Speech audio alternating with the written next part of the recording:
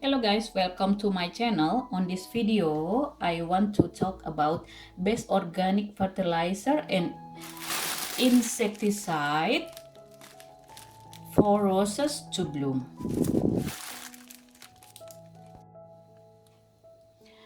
Onion peel. These onion peel are very rich in nutrients that will help you to grow your roses faster. Onion peel as a waste product after preparing the vegetable or cooking. Uh, it is improve the structure of the soil and develop pests from the plant. Don't throw away the onions peel. Use them to create organic potassium-rich fertilizer for all your plant.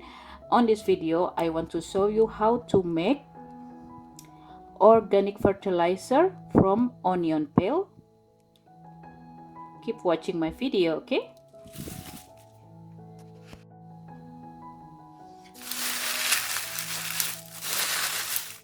You can use also organic peel. This is good as a bactericide. So, one full